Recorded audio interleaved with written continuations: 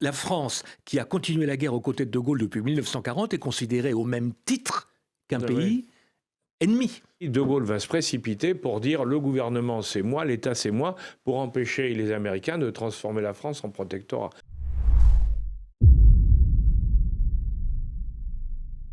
Bonjour, bienvenue sur Open Box TV, l'émission de géopolitique d'Alain Juillet. Et merci de nous soutenir sur Tipeee pour maintenir cette ligne éditoriale indépendante. Vous pouvez aussi devenir membre de notre chaîne et avoir accès à des contenus particuliers pour vous, les membres. Alain Juillet, bonjour. Bonjour. Nous avons fait une émission dernièrement sur le parallèle historique entre ce que vit l'Europe aujourd'hui, la façon dont le président Trump gère et parle à ses alliés historiques. Et nos auditeurs nous ont sollicité pour faire une émission et essayer de faire le rapprochement entre ce qui se passait pendant la Seconde Guerre mondiale dans les relations entre les États-Unis et puis l'Europe, et ce qui se passe aujourd'hui entre le président Trump, sa capacité à négocier et à parler. J'ai invité Éric Branca, qui est, vous savez, l'auteur de L'Ami américain, qui est un livre que, si vous ne l'avez pas encore lu, je vous conseille à tous de lire, parce que dans les commentaires qui sont faits sur le comportement du président Trump, on nous dit « mais enfin c'est épouvantable, c'est un être épouvantable, horrible, brutal, ça c'est vrai, mal élevé, c'est indiscutable, hein, et il a un comportement absolument inacceptable, jamais, presque dans l'histoire du monde, en tout cas dans les relations américaines, jamais personne ne s'est comporté comme ça. » Et on vous cite toute une série de présidents adorables qui ne pensaient qu'à nous aimer, bon, hein, de Clinton à Biden et ainsi de suite. Alors, comme c'est quand même pas le cas, et on va vous le faire découvrir, je me suis dit qu'il fallait que je vous fasse découvrir, qu'on vous fasse découvrir la face réelle, hein, qui jusqu'à maintenant a été cachée, des relations franco-américaines depuis la guerre, ou depuis le début de la guerre. On pourrait remonter plus loin, mais déjà depuis le début de la guerre, c'est pas mal, hein. On remonte dans les années 40, hein, 39-40, en définitive. Dans toute cette période, étaient les relations franco-américaines réelles et non pas apparentes. Alors pour ça, qui pouvait le mieux le faire qu'Éric Branca, qui est un historien spécialiste de toute cette époque et des relations entre nos deux pays. Alors, Éric, bonjour et merci, d'avoir accepté de revenir. Hein. On va démarrer tout de suite sur ce sujet. En définitive, au début de la guerre, avant la guerre, ou au moment où elle commence, les États-Unis sont les amis de la France ou sont les amis de l'Allemagne ? Écoutez, dans les années 30, ils sont presque autant les amis de l'Allemagne, ce qui est déjà énorme, que les amis de la France. Oui. En 1940, Paul Reynaud, dernier président du Conseil de la Troisième République, ne cesse de les appeler à l'aide, le moins qu'on puisse dire, et qui se heurte à une fin de recevoir permanente du président Roosevelt. Alors on peut dire le président Roosevelt, il prépare sa réélection en 1940, il est confronté à une majorité du Congrès qui est isolationniste, etc. Le problème, c'est que lorsque la France est vaincue en 5 semaines, nous sommes balayés littéralement en 5 semaines, il ne va pas du tout jouer la carte de Gaulle, qui est celui qui veut continuer le combat aux côtés des Alliés, aux côtés des Britanniques. Il va jouer la carte Pétain. Et il va jouer la carte Pétain non seulement jusqu'en 1942, date à laquelle il y a le débarquement en Afrique du Nord où il joue successivement Darlan et le général Giraud, ça va continuer pratiquement jusqu'après le débarquement, puisque après le débarquement du 6 juin 1944, les Américains négocient via Berne, via l'antenne de la CIA, de l'OSS à l'époque, qui va devenir la CIA, installée à Berne. Ils négocient avec Pierre Laval, le dernier président du Conseil de Vichy, qui est encore en exercice, hein, et dont ils se disent qu'on va pouvoir le mettre au pouvoir de façon provisoire, en attendant de passer la main à une autorité d'occupation américaine. Et les pourparlers entre les Américains et Laval échouent, mais in extremis, parce que Hitler, comprenant ça, Et considérant ça comme une trahison de la part d'un collaborateur qui avait été zélé jusque-là, C'est le moins qu'on puisse dire, oui. le fait est transféré en Allemagne en même temps que Pétain, et il terminera la guerre à Sigmaringen. Mais il faut savoir qu'ils ont négocié, qu'ils ont essayé, et qu'ils ont été les derniers à reconnaître le gouvernement provisoire du général de Gaulle en septembre 1944. Et oui, justement. Alors déjà, vous voyez, là, on est au cœur. On fait la guerre ensemble, il y a quand même une certaine duplicité ou une certaine hypocrisie, c'est le moins qu'on puisse dire, hein, puisque on va faire la guerre ensemble, il va y avoir le débarquement, bien sûr il y a des troupes américaines, ça c'est indiscutable. Il ne faut quand même pas oublier que les pertes américaines en Europe ont été de 0,6% du total des pertes.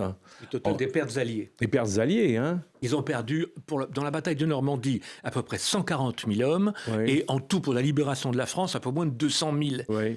Les Soviétiques, au même moment, entre 1941 et 1944, ont perdu 25 millions d'hommes, 16 millions de civils, 9 millions de combattants. Comme disent les jeunes, il n'y a pas photo. Oui, et c'est pour ça que quand on voit, alors là je le dis à part, mais quand on voit la méconnaissance des hommes politiques qui font que lorsqu'on parle de la libération, on fête la libération, hein, on oublie de parler des Russes, ça laisse rêveur quand même. Et on n'invite pas les Russes, pour cause de guerre en Ukraine, Ouais, à la exactement. libération d'Auschwitz. C'est tout de même les Soviétiques qui ont libéré C'est Auschwitz. quand même eux qui ont libéré Auschwitz et qui ont vu ce qu'ils ont trouvé là-bas. Mais justement, alors on revient à ce que vous disiez. Nos amis américains, donc, ils vont essayer, alors contre De Gaulle, ils vont, comme vous l'avez rappelé, ils vont d'abord prendre l'adjoint du maréchal Pétain, l'amiral Darlan, hein, qui va venir en Afrique du Nord, qui va donc, et puis Darlan va être tué, hein, et à ce moment-là, on va pousser le général Giraud, qui s'est échappé d'Allemagne, hein, et qui est installé et qui commande l'armée française. Il ne faut pas l'oublier, c'est lui qui commande l'armée française, les Américains vont le pousser. Mais ça n'a pas marché.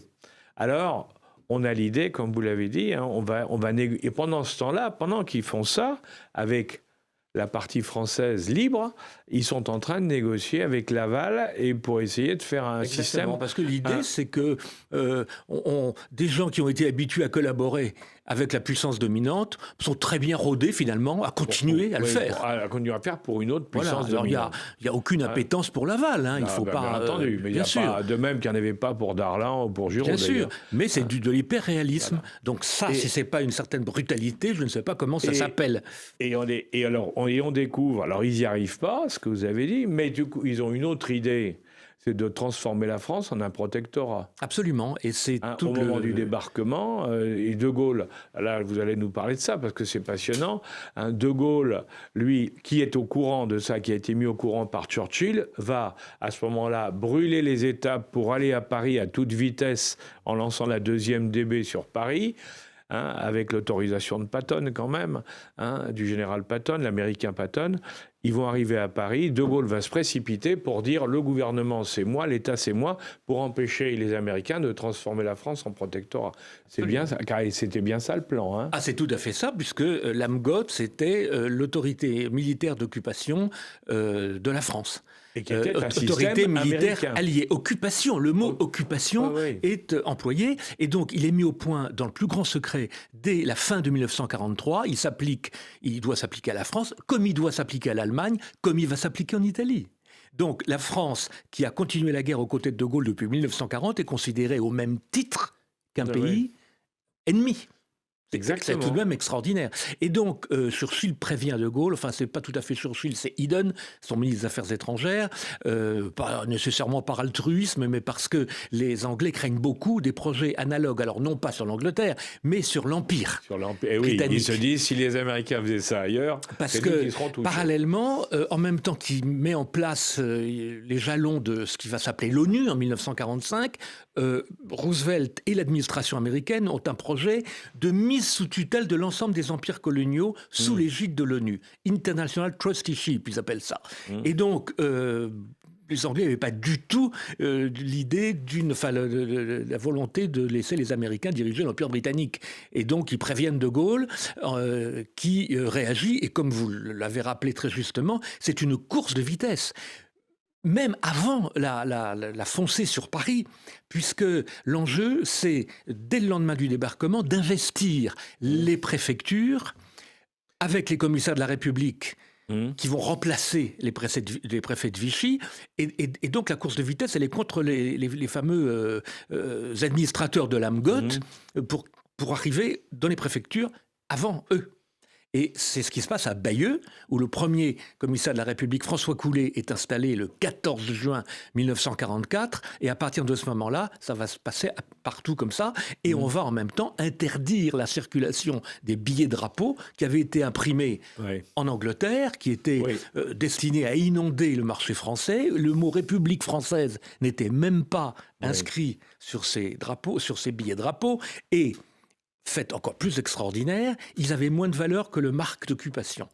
Un marque d'occupation, ça valait à peu près 7 francs français, et le billet drapeau en valait 14. Enfin, c'est hallucinant. Donc ils avaient vraiment préparé l'occupation de la France. Donc quand on nous parle de la libération de la France, c'est un mensonge éhonté, parce qu'en définitive, eux, leur objectif était bel et bien de mettre la main sur ce pays pour en faire un protectorat. Et il faut ajouter à ça d'autres projets, alors là, qui ont été avortés assez rapidement, qui, pire que cela, avait été proposé par l'entourage français de Roosevelt. C'est parce que Roosevelt avait un entourage français anti-gaulliste extrêmement puissant, notamment Alexis Léger, l'ancien patron du Quai d'Orsay, secrétaire général du Quai d'Orsay, qui avait mené la politique étrangère de la France avec le succès que l'on sait, n'est-ce pas, et qui lui avait conseillé à Roosevelt, avec d'autres, mais c'était lui qui était derrière ce projet, de diviser la France en plusieurs zones. Il y avait une zone qui correspondait à la rive gauche du Rhône, qu'on aurait donnée aux Italiens, pour les remercier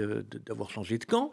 Une zone dans le nord qui aurait compris une partie du département du Nord, du Pas-de-Calais, une partie de la Belgique, une partie du Luxembourg, qui aurait été détachée de ces territoires. Et puis une zone expérimentale qui aurait compris une partie de l'est de la France, Alsace-Lorraine, Sarre, Rhénanie, et qui aurait été une espèce de zone expérimentale où on aurait mis en commun l'énergie, les sources d'énergie de l'Europe. Et c'est le point de départ de la CECA après la guerre. Et on y retrouve Jean Monnet. J'y pense parce que vous parliez d'Alexis Léger, mais les gens ne savent pas. Mais Monnet était de ce côté-là. Ah, mais bien sûr, il fait partie de l'entourage très proche. Il était un conseiller très proche. Un conseiller, exactement. Il ne faut pas l'oublier, parce qu'ensuite, quand on parle de l'Europe, de la création de l'Europe, il ne faut quand même pas oublier que ces gens-là étaient des gens qui étaient carrément pour une politique pro-américaine, qui n'était pas forcément dans l'intérêt des Européens. Il faut le dire. Alors je sais que quand on dit ça, ça choque tout le monde, mais il faut rappeler l'histoire. Ce qu'on dit là est indiscutable. On a des lettres de Jean Monnet, des mémorandums de Jean Monnet à Roosevelt dès 1943, où il dit « L'Europe ne pourra pas se reconstituer sur la base des souverainetés nationales. Il faudra un super-État. » Voilà, exactement. En quoi est-ce que ça regarde le gouvernement américain ? Que les Européens décident ça de leur propre gré, pourquoi pas, de leur propre chef ? Mais en quoi est-ce que ça regarde le gouvernement américain ? C'est extraordinaire. C'est là où on peut se poser des questions. Enfin bref. On a fait une émission avec Alain où on parlait du parallèle aussi de la diplomatie agressive de Trump aujourd'hui avec ce qui s'est passé à Yalta, où finalement, alors c'était secret, mais c'était tout aussi agressif vis-à-vis des peuples. On séparait l'Europe du côté russe, soviétique, et puis du côté occidental. Mais comment est-ce que vous qui avez étudié toute cette partie-là, comment on peut affiner un tout petit peu les négociations qui ont eu lieu entre les Américains et les Russes à l'époque, les Soviétiques? Alors, en fait, il n'y a pas vraiment eu de négociation. Les Américains ont été mis devant le fait accompli de l'occupation de l'Europe de l'Est. Il faut savoir qu'avant le débarquement, il y avait deux options. On débarquait en Normandie et on fonçait vers l'Allemagne pour mettre la Ruhr hors de combat, si j'ose dire, qui était le poumon économique de l'Allemagne, ou, et ça c'était l'idée des Américains, et l'idée de Churchill, c'était de débarquer dans les Balkans pour ce qu'il appelait le ventre mou de l'Europe, parce qu'il y avait peu de troupes d'occupation, enfin il y en avait, mais pas beaucoup moins qu'en Russie. Et donc, il pensait que ça pouvait couper l'Europe en deux et surtout empêcher les Soviétiques, quand ils auraient libéré leur pays, d'occuper l'Europe de l'Est. Ça n'a pas été accepté par Roosevelt. Et ça se passe à la conférence de Téhéran, 1943. Et à partir de ce moment-là, dès lors qu'on ne débarque pas dans les Balkans et que les alliés de l'Ouest n'occupent pas l'Europe de l'Est, il est clair que les Soviétiques vont avoir toute licence pour s'y installer. Et Churchill, qui va être très mari de cette affaire-là, va un peu tout lâcher. Et ça, c'est très peu dit, et je le raconte dans mon livre. Yalta s'est en fait joué avant, à Moscou, au mois d'octobre 1944, lorsque Churchill rencontre Staline, en l'absence de Roosevelt, parce que Roosevelt est il est dans la dernière ligne droite de sa réélection, 4e réélection en 1944, il est déjà fatigué, etc. Et Churchill est seul face à Staline et il va tout lâcher pour conserver la dernière carte des Britanniques à l'est de l'Europe, c'est la Grèce. Car il y a en Grèce, alors la Grèce, c'est inutile de faire un dessin, c'est la fenêtre stratégique sur la Méditerranée orientale. Et pour Churchill, c'est très important de la garder, car il y a un maquis communiste très puissant en Grèce, qui se bat très courageusement d'ailleurs contre les Allemands, qui leur mènent la vie dure depuis 1941, et il ne veut surtout pas que la Grèce tombe dans l'escarcelle soviétique, et donc il négocie avec Staline, il n'y a pas grand-chose à négocier, il dit « vous nous laissez la Grèce, on vous laisse tout le reste ». C'est ce qu'on appelle la politique des pourcentages. Ils échangent des bouts de papier. Alors, il y a des trucs incroyables. On voit Churchill qui dit « Bon, nous, on va garder 10% en Pologne et vous, 90%. » Ça ne veut rien dire. C'est 100% ou rien. En revanche, Staline est fair-play sur la Grèce. Il cesse d'alimenter les maquis communistes qui vont se battre tout seuls, d'ailleurs, hein, contre les Allemands, et même dans le cadre de la guerre civile, contre les Anglais. Et voilà. Et en fait, tout se décide à Moscou. On lâche l'Europe de l'Est, on la laisse à Staline, et les Occidentaux, et les Anglais en particulier, gardent la Grèce. Donc ça, on le raconte assez peu, mais c'est vrai qu'à Yalta, il n'y avait plus grand-chose à négocier. La seule chose qu'a négocié Roosevelt à Yalta, c'est l'entrée en guerre de la Russie contre le Japon, qui est effectivement arrivé quelques mois plus tard. Voilà, il n'y avait plus grand-chose à négocier.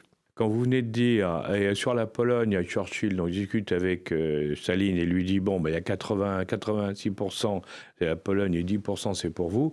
Ces 10%, ça fait partie de l'Ukraine actuelle. C'était le morceau de la Pologne qu'on a donné à l'Ukraine et qui était un des constituants de l'Ukraine actuelle. Hein. Je précise parce que ça peut être intéressant. C'est très important. La guerre se termine, bon, on a échappé au protectorat. Les relations, bon, on va construire, les relations entre la France et les États-Unis vont se faire peu à peu, mais il va y avoir des moments de tension et aussi il y a des moments où ils ne vont pas nous faire de cadeaux quand même, nos petits camarades. Alors, sous la 4e République, tout se passe très bien puisque la France se soumet comme elle ne s'est jamais soumise à quiconque en temps de paix. Donc, c'est les Américains qui dirigent la 4e République, il faut le dire, avec des gens comme Jean Monnet, comme Robert Schuman. La 4e République est une puissance ancillaire à ce moment-là. Évidemment, tout va se corser avec le retour de Gaulle en 1958. De Gaulle proposant un de ses premiers actes, c'est le mémorandum du 16 septembre 1958. Il est au pouvoir depuis 2 mois, hein, depuis le mois de juin, et 3 mois, et il propose une réforme de la gouvernance, comme on ne disait pas et comme on dit maintenant, de l'OTAN, en disant moi je veux bien rester dans l'OTAN, dans le commandement intégré, mais il faut qu'on soit que les décisions soient prises à l'unanimité, parce qu'il ne faut pas que des gens qui ont des intérêts vitaux les voient sacrifiés au nom d'autres intérêts vitaux. Et Eisenhower, avec qui il s'entendait bien par ailleurs humainement, hein, pendant la guerre, Eisenhower avait arrangé beaucoup de coups, si j'ose dire, à De Gaulle vis-à-vis de Roosevelt, et donc les deux hommes s'entendaient bien. Il n'y avait pas d'hostilité personnelle comme il avait pu y en avoir avec Roosevelt et Truman. Et donc Eisenhower ne répond pas. Et c'est à partir de ce moment-là que De Gaulle met en place progressivement la sortie du commandement intégré. Alors on retire d'abord les troupes, les unités navales, et puis ensuite les unités terrestres, et puis ensuite c'est la force de frappe qui, à partir de 1960, fait qu'on ne peut plus rester dans une organisation, enfin dans le commandement d'une organisation où on n'aurait pas la maîtrise de l'arme nucléaire. Et donc là, les choses vont se corser, et particulièrement à partir de 1963, quand arrive au pouvoir Johnson, qui est, alors on parle beaucoup d'État profond, mais lui était vraiment l'instrument de l'État profond comme aucun président ne l'avait été avant. Et les choses vont s'arranger un peu avec Nixon, mais trop peu de temps, parce que Nixon était, lui, très partisan de laisser leur autonomie, même leur indépendance, aux États de l'OTAN et à la France, en particulier parce qu'elle avait la bombe nucléaire. Mais il va rester au pouvoir en même temps que De Gaulle à peu près 4 mois. Hein. Il est élu au mois de décembre 1968, enfin novembre 68. Il rentre en fonction en janvier 69. Sa première visite. Et pour la France. Et pour la France. En février et en avril. Ils étaient très proches de De Gaulle. Oui. Ils étaient très proches. Et en février et en avril, De Gaulle est battu au référendum. Et donc, voilà, cette espèce de lune de miel ne dure pas. Elle aurait pu durer, mais faute de combattants, si j'ose dire, elle ne dure pas. Mais donc, à part cette parenthèse très courte, et à part la fin du mandat Kennedy, 62-63, les rapports entre les États-Unis et la France sont exécrables, et la France est moins bien traitée que les Soviétiques. C'est incroyable. Il y a je raconte dans l'ami américain comment les avions espions américains ne cessaient de survoler nos bases nucléaires, nos centrales nucléaires. Après cette période où on a risqué de se retrouver sous protectorat, de fait, on est aux ordres.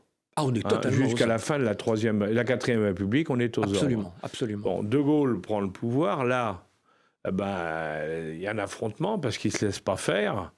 Et là, comme vous l'avez dit, en définitive, on a eu, avec Kennedy, les débuts avec Kennedy, ils ont été mauvais. Hein. Les débuts ont été mauvais, et ça s'est bien amélioré parce que Kennedy était à la fois honnête et intelligent. Enfin, honnête politiquement, à titre personnel, je ne dirais pas. Mais sur le plan politique, oui. Point de vue intellectuel. Et il avait été frappé et même stupéfait de la fidélité dont la France avait fait preuve, fidélité à l'alliance américaine au moment des affaires de Berlin, la construction du mur de Berlin et de l'affaire des fusées de Cuba. Et il avait été notamment frappé lorsqu'ils s'étaient rencontrés pour la première fois à Paris en juin 1960.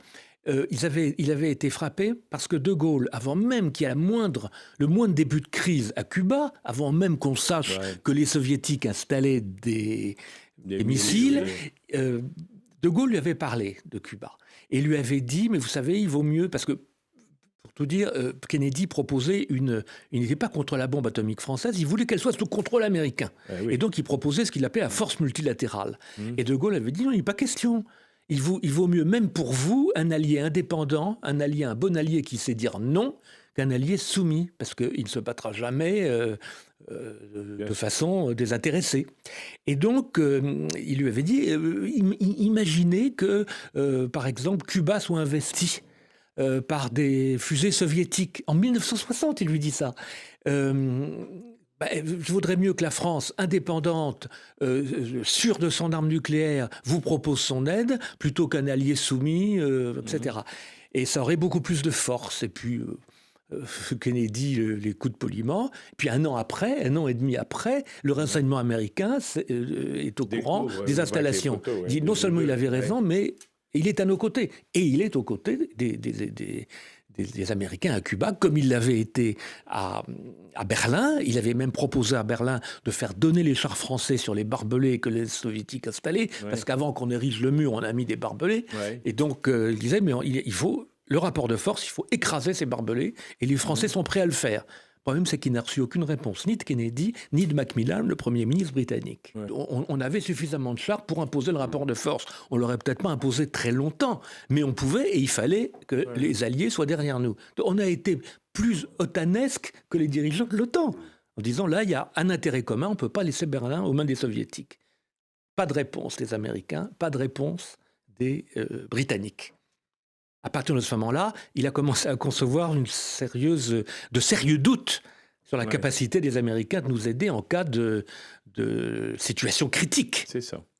Et c'est ce qui explique la décision de sortir de l'OTAN, parce qu'il avait, du commandement intégré, on est toujours resté dans l'OTAN, du commandement intégré, parce qu'il avait un doute très profond, et cette affaire de Berlin avait achevé de le convaincre qu'il avait raison, sur la capacité des Américains, et sur la volonté des Américains d'intervenir en cas de coup dur. Mais qu'est-ce qu'on voit aujourd'hui? Qu'est-ce que dit Trump?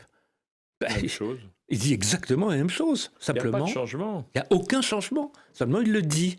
Dans toute cette période, et puis on va continuer d'ailleurs à parler de tout ça, dans toute cette période, les Américains font beaucoup de choses, et pas forcément dans notre sens, c'est le moins qu'on puisse dire, parce que vous venez de le rappeler sur un certain nombre de points, hein, mais ça se passe de manière feutrée, c'est-à-dire que personne n'est au courant, les médias n'en parlent pas, ça se passe dans le secret des cabinets et des rencontres internationales.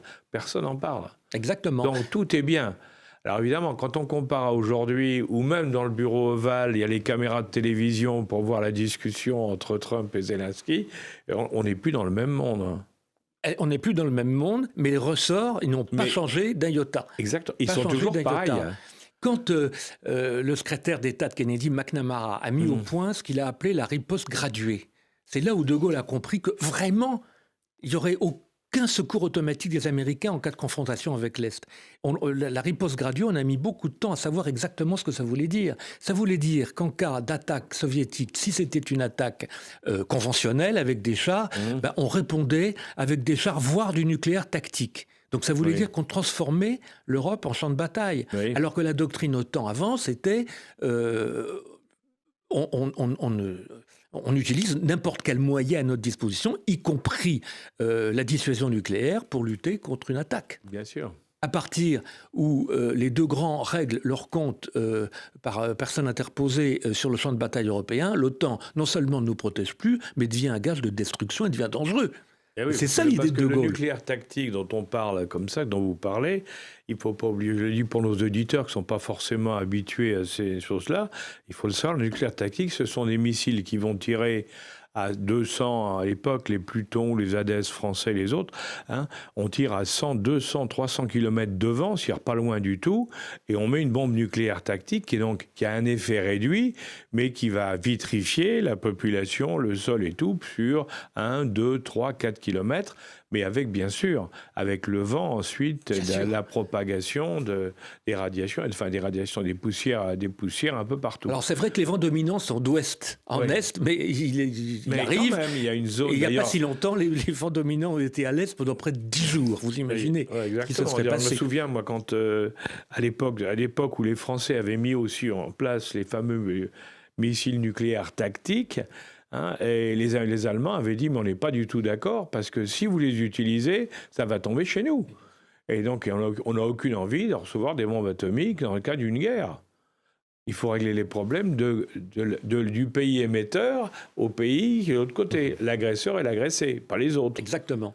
Hein, et donc, on a mis beaucoup de temps à savoir ce que voulait dire la riposte graduée. Chaque fois que De Gaulle voyait des ambassadeurs américains, il essayait de le faire préciser, etc. Puis ensuite, on l'a su, mais on a mis des années à le savoir. Avec Trump, on le sait instantanément. Est-ce qu'il y a eu des moments où la crise était tellement violente entre les Américains et les Français, qu'il y a eu des chocs frontaux comme celui qu'on a vu, par exemple, entre Zelensky et Trump à la Maison-Blanche. Est-ce qu'on connaît des choses comme ça ou pas Il a dû y en avoir, mais par définition, on ne le sait pas, parce que c'était, comme vous le dites très bien, c'était pas public. C'est pas public, c'est ça. Mais il y a dû en avoir. On n'a jamais rappelé d'ambassadeur, mais ça a été très violent entre Johnson et les ambassadeurs de France. Ça, c'est certain. C'est certain. Mais à ce point-là, ça a peut-être eu lieu, mais à ma connaissance, non, parce ça n'a pas été... Je pense aussi, moi j'ai pensé, pour avoir vécu partiellement, mais quand il y a eu la guerre en Irak, la première guerre en Irak en 91, quand on a dit on n'y va pas, quand Chirac a dit on ne fera pas la guerre, on s'est fait assassiner littéralement aux États-Unis, partout, hein, par les médias, le politique et autres. Dans ce moment de la deuxième, vous voulez dire la deuxième, excusez-moi, en 2003, oui. En 2003, on s'est fait assassiner. Et là, je pense que là, il y a dû avoir quelques explications sévères. Sûrement. Entre Chirac et son Premier ministre, et puis les Américains de l'autre côté. Hein, je pense que ça a dû être... Et là, il y avait une duplicité absolument totale de la part des Américains, puisque quand Chirac va voir Bush après le 11 septembre, Chirac lui fait une proposition, lui dit on est à vos côtés pour aller frapper Al-Qaïda en Afghanistan. Oui. Et vraiment, il est... Et il est sidéré parce qu'il entend Bush lui dire « Non, mais on ne va pas aller en Afghanistan. » Enfin, il dit « On va aller en Irak. » Mais quel rapport ? Et là, Chirac comprend que la vérité n'a pas tellement d'importance. Non, c'est exactement. C'est le narratif qui compte, comme on dit maintenant. Ouais. Et c'est là que le divorce Ouais, commence. sachant que, parce qu'à ce moment-là, ils avaient peur que, précisons, les Américains avaient peur que l'Arabie Saoudite soit déstabilisée par une révolte populaire, vu que les princes imposaient un système qui ne plaisait pas. Et ils disaient, mais s'il y a la révolte, il n'y a plus de pétrole, donc il faut qu'on aille chercher le pétrole ailleurs. Et quel était le plus gros gisement de pétrole à l'époque découvert? La zone, c'était l'Irak. Donc, on met la main sur l'Irak et comme ça, on a le pétrole et on est sauvé. C'est ça l'histoire. La guerre en Irak, elle est partie de là. Il ne faut pas se leurrer. Donc finalement, la logique des États-Unis, que ce soit Trump aujourd'hui, de façon un peu virulente, a toujours été la même. Toujours. C'est America First, en fait. Absolument. Absolument. Alors, est-ce qu'on peut leur en vouloir? Non, parce que dans les rapports internationaux, il n'y a pas d'amitié, il y a des intérêts. Mais la faute, elle consiste à faire comme si ça n'existait pas et à attendre une amitié sans nuage. Enfin, je veux dire, c'est n'importe quoi, ça n'existe pas. Comment se fait, alors, à votre avis, bien sûr, avec votre expérience, comment peut-on comprendre qu'en France, on soit encore aussi naïf sur ces relations interétatiques, dont tout le monde sait depuis toujours, dès qu'on étudie l'histoire, on sait très bien qu'on n'a pas d'amis, Mais et ça, que je crois que chacun fait du chacun pour soi. Or là, même encore aujourd'hui, on dit, ah, mais enfin, quand même, c'est incroyable, ce sont nos amis, pourquoi ils font ça? Non, l'intérêt d'abord. Parce que je crois que la classe politique, j'en parle un peu de l'armée américaine, sûrement pas suffisamment, parce qu'à l'aune de ce qu'on connaît aujourd'hui, je trouve que j'ai été extrêmement modéré, mais je crois que c'est la victoire du soft power américain. La classe politique française, depuis les années 60, est formée par une certaine élite américaine, qui est d'ailleurs d'obédience plutôt démocrate, par républicaine. Et ça, les Young Leaders, quand vous savez qu'ils forment, y compris des jeunes de banlieue associatifs, jeunes, vous vous dites que non seulement il y a eu de l'ingérence, mais il y a une volonté de formater ce qui compte dans les pays occidentaux, et en France en particulier, où on a été traditionnellement les plus rebelles, et formatés aux attendus de la politique américaine. Ils n'ont pas été formés pour penser autrement. Et donc, quand l'Amérique n'est pas ce qu'ils croyaient, ils sont désorientés. Oui, donc, depuis maintenant, vous voyez, 40 ans, 50 ans, plus de 50 ans même, il y a une des opérations d'influence systématiques. Considérable. On peut dire probablement depuis l'époque de De Gaulle et du choc entre De Gaulle et les Américains. Absolument. Il y a eu Leaders, ils se développent dans les années 60. Avant ça, alors, il y a des opérations de corruption de la vie politique française. Ça, on en a eu. Dieu sait si on en a eu. Voilà. Mais c'est à partir de ce moment-là qu'il y a des opérations d'influence pour, en définitive, donner une image de l'Amérique qui va leur permettre d'arrondir les angles, mais à leur profit, bien entendu. Exactement. Mais on peut dire qu'à une époque, il y avait quand même cette épée de Damoclès qui était l'Union soviétique et le communisme. Et peut-être qu'après, à la chute de l'Union soviétique et du communisme, on s'est dit, les Occidentaux et les Français en font partie, c'est ce qu'on a appelé les bénéfices de la paix. Les dividendes de la paix. Les dividendes de la paix. C'est Fabius qui avait dit ça. Ouais. Mais finalement, encore une fois, la doctrine américaine n'a pas changé et c'est les intérêts américains avant tout. Et là, on est en train... C'est peut-être un bien pour un mal, le fait que Trump soit un peu direct. L'important, c'est de comprendre que Trump dit tout haut ce que les autres ont toujours fait tout bas et ce qu'ils referont de manière plus ou moins clandestine après Trump. Exactement. Donc, il ne faut surtout pas prendre ça pour une parenthèse. C'est au contraire, c'est la face immergée de l'iceberg qui émerge pendant un certain temps. Voilà. Mais qui replongera après lui. Ce qui est impressionnant, c'est que les pays européens n'ont pas fait cette mue, ne la font pas. Ils vont acheter du matériel américain, ils rêvent toujours d'être protégés par le parapluie nucléaire américain. Mais quand les dossiers de Wikileaks commencent à sortir, il y a une dizaine d'années, et qu'on sait que le chancelier Merkel, le président Hollande, etc., ont été écoutés par leurs alliés, qu'on a pénétré tous les systèmes d'information des alliés de l'OTAN. Qu'est-ce qu'ils font? Rien. Ils disent c'est pas bien. Mais c'est tout, ça s'arrête là. Quand on dit on va prendre notre indépendance vis-à-vis de l'OTAN, on la prend et en faisant quoi? En achetant des avions américains.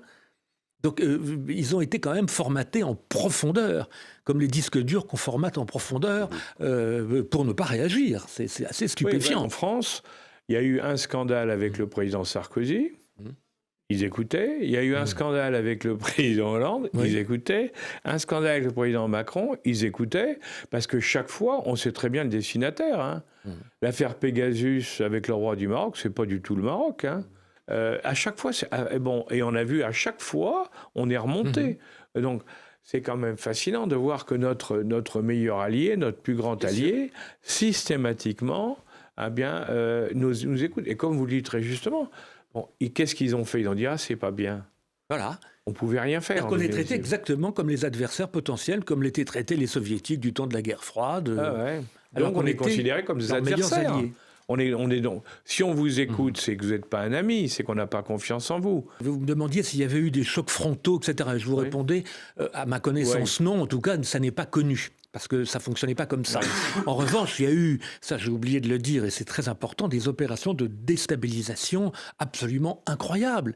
Vraiment, de soft power très, très, très vigoureux, puisque, par exemple, quand De Gaulle a quitté l'OTAN et qu'il a refusé, en 1964, de commémorer les 20 ans du débarquement, il a refusé d'aller sur les plages du débarquement en expliquant il y a un débarquement qui est purement français, qui a libéré tout le sud de la France, etc., à commémorer, c'est le débarquement de Provence, qui a été fait avec les armes françaises et sous commandement français. J'enverrai un ministre des Anciens combattants en Normandie rendre hommage aux GI qui sont tombés pour notre libération, certes, mais moi je n'irai pas puisque je sais que ça préfigurait une occupation de la France. Et donc, à partir de ce moment-là, ça déchaîne littéralement les Américains. Et il y a toute une opération de soft power qui consiste à faire croire, ça paraît dans la presse américaine, etc., et ça sera repris au Parlement par les partisans de l'OTAN, qui consiste à faire croire que De Gaulle va, tenez-vous bien, déterrer les sépultures, enfin les cadavres des malheureux GI des cimetières de Normandie pour les renvoyer par bateau aux États-Unis. Donc, ce qui est une pure calomnie, enfin, vous imaginez. Mais l'image, elle est terrible quand même. Le type qui va déterrer. Il n'y a pas de cadeau. Et donc, à l'Assemblée nationale, Pompidou est obligé d'intervenir parce que les porte-paroles élites de l'OTAN, à gauche comme à droite, parce qu'ils étaient absolument, à part au Parti communiste, il y en avait partout, et notamment Pleven, qui est à l'époque dans l'opposition, et c'est lui qui dit « Mais la presse américaine dit que, est-ce vrai, monsieur le Premier ministre ?» Et là, Pompidou se fâche. Il se fâchait rarement, mais là, il se met très en colère. Et il dit « Mais enfin, vous n'avez pas honte de colporter des choses pareilles ?» Donc, vous voyez, tout était bon. Tout était bon. Et je ne parle pas de l'enrôlement de Hollywood, et en particulier d'Hitchcock. Oui. Au service de cette politique. Enfin, il y a un film qui s'appelle Leto, qui, comme par hasard, sort en mai 68, tout de suite après les événements qui ont un petit peu déstabilisé l'État français, l'État gaulliste, et ce film me raconte que finalement, il y a un président français qui se trouve être un militaire, suivez mon regard, entouré de gens sulfureux. On vise directement Jacques Foccart, à l'époque, qui sont des taupes soviétiques.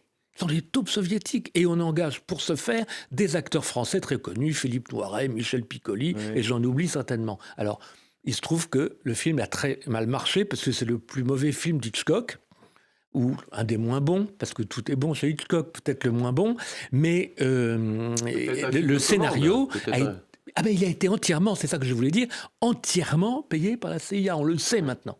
On le sait. En vous écoutant, je me souvenais aussi qu'après la guerre, moi j'avais découvert ça et ça m'avait stupéfait. C'est que FO, dont on parle toujours, le syndicat FO est un syndicat qui a été financé par les Américains. Absolument. Alors quand on veut... Pour bloquer la CGT. Exactement. Il y a une scission en 1947 et Bergeron le raconte dans ses mémoires. Ah oui, il le raconte. Qui sont parus il y a une quinzaine d'années. Il le raconte, il dit on n'aurait jamais pu sans l'argent des syndicats américains. Sans les syndicats américains et l'argent américain qui a permis à FO de monter en puissance parce qu'il voulait bloquer la CGT, bloquer les communistes. En s'appuyant d'ailleurs très vicieusement, non pas sur la droite, parce qu'il y avait des gens de droite ou apolitiques dans ce syndicat, mais sur les trotskistes. Et c'est pour ça que vous avez toujours eu à FO une composante trotskiste très très puissante et très très organisée. Ah oui, parce que les trotskistes étaient par essence même, Trotsky était anti-communiste, enfin anti-stalinien. Anti-stalinien, il ne faut pas l'oublier. Et Irving Brown, qui était l'envoyé des syndicats américains en Europe, finançait les syndicats dits alternatifs comme ça. Trump, moi je le trouve, enfin en dehors de toute autre considération, il présente un énorme avantage, c'est qu'il dit tout haut ce que tous ses prédécesseurs disaient tout bas. Alors au moins comme ça, pour les gens qui rêvaient, les naïfs qui pensaient que ça n'existait pas, là maintenant ils sont confrontés à la réalité. Ce qui est étonnant, c'est que quand ils sont confrontés à cette réalité, ils la prennent mal et ils disent enfin cet individu est malade, alors qu'en réalité il ne fait que continuer ce qu'ont fait les autres, mais comme vous disiez tout à l'heure, très justement en parlant. Je découvre au fur et à mesure que la France a toujours été donc dans la ligne de mire des États-Unis. Alors, est-ce que c'est parce que les autres pays européens, finalement, sont rentrés dans le rang et un peu comme Obélix et Astérix, la France, c'est le village qui résiste aux États-Unis. Finalement, donc avec toutes ces anecdotes que vous nous racontez à travers tous vos livres, pourquoi la France est-elle la cible des États-Unis ? Est-ce que parce que la France avait un empire ? Est-ce qu'elle avait cette puissance coloniale ? Ou parce qu'elle n'a jamais voulu rentrer dans le rang, en plus avec le général de Gaulle ? Les deux, mon général. Les deux. Oui, l'Empire français, je l'ai dit tout à l'heure, c'était vraiment la cible. C'est pour ça que les États-Unis ont soutenu Vichy jusqu'en 1942, parce qu'ils voulaient ouvrir les marchés et entrer dans le dispositif. Et puis ensuite, c'est à cause ou grâce à la posture résistante de Gaulle, qui n'a jamais voulu rentrer dans tout ça. Et comme on s'est doté d'une arme nucléaire indépendante, c'est tout de même pas rien. L'Allemagne n'en a pas, et l'Angleterre, elle l'a, mais sous la réserve de la double clé. Donc, elle n'est pas indépendante de ce point de vue-là. Donc voilà, je crois que c'est vraiment le souvenir du gaullisme et le fait qu'on n'ait pas voulu rentrer dans le rang qui explique cela. Voilà, je n'ai pas d'autre explication, mais ça en dit long sur la capacité dont il considère l'alliance. Il considère une alliance comme en fait un rapport de suggestion. Vous n'êtes les alliés des États-Unis que quand vous vous soumettez, quand vous résistez, y compris quand vous défendez leurs intérêts. Je le répète toujours, mais c'est très important. Personne n'a été plus fidèle à l'alliance américaine que le général de Gaulle à Berlin et au moment de l'affaire du Cuba. C'est très important. Et personne n'a été traité plus mal après cela.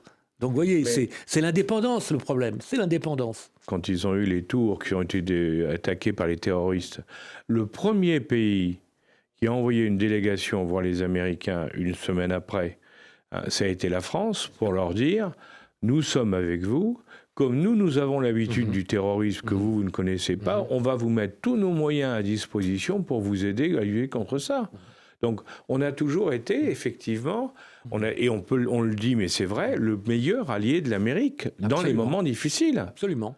Mais on réclame une indépendance le reste du temps. C'est ça qui compte dans les alliances, c'est de pouvoir répondre aux crises et aux défis communs qui se posent à tout le monde. C'est pas le fait d'ouvrir son industrie, d'ouvrir ses marchés et d'être une espèce de marché colonisé. C'est pas ça. Ouais, mais là, on a quelques problèmes. Alors, en tout cas, merci pour toutes ces explications. Alors, pour nos auditeurs, pour comprendre ce que dit et la façon dont nous gère le président Trump, on peut revenir sur vos livres, sur les relations entre les présidents américains, les présidents français et la France, à travers vos livres. J'ai retrouvé, moi, 2 livres dans ma bibliothèque qui sont très, très intéressants sur la Seconde Guerre mondiale. Ce sont 2 livres écrits par Jean Nolly, qui était journaliste, et qui a fait un énorme travail et qui a interviewé et interrogé les vraies personnes qui ont participé à la guerre, la Seconde Guerre mondiale, dans les sous-marins. Ça, c'est Les Loups de l'Amiral, vous le voyez en surimpression. Et aussi, ensuite, il a écrit un livre sur le choix de la marine française et des officiers quand De Gaulle a fait appel aux bonnes volontés, et où on a vu, bien évidemment, conflit un peu fraternelle entre les marins fidèles à Pétain et les marins qui tout de suite ont voulu continuer le combat. Et alors j'ai retrouvé, vous qui avez une mémoire exceptionnelle, dans ce livre, il y a juste 3 lignes sur le fils du général de Gaulle, qui était officier de marine, et qui avait 6 jours de permission. Et alors, il raconte à son ami, il dit, il revient au bout de 3 jours de permission, et son ami lui dit, mais je croyais que tu avais 6 jours. Pourquoi tu es rentré au bout de 3 jours? Il dit, à cause de mon père. Tu comprends, le premier jour, il a été heureux de me voir. Le second, il m'a regardé étonné, et il m'a dit, tu es encore là? Et enfin, le troisième, il a carrément ronchonné. Alors la marine, elle ne fait plus la guerre? Il n'était pas facile, il ne se laissait pas faire. On revient à ce qu'on vient de dire durant toute cette émission, à savoir qu'il faut quand même résister. Je crois que c'est surtout ça. C'est le mot, hein. Il faut résister. Éric Branca, 1000 merci. Merci. Merci de nous avoir fait Alain. partager votre culture, votre expérience, votre connaissance de cette histoire, parce que je pense qu'elle sera éclairante pour beaucoup de nos auditeurs, parce qu'ils comprendront mieux, en définitive, que ceux qui voient aujourd'hui, en prenant comme référence ce qui se passait dans les années, les dizaines d'années précédentes. Merci Éric, effectivement, toujours un plaisir de vous écouter. Encore une fois, je vous ramène au livre d'Éric Branca qui a une grille de lecture très actuelle par rapport à ce qui se passe entre les États-Unis et les alliés européens. Merci et à bientôt pour une prochaine émission. Au revoir.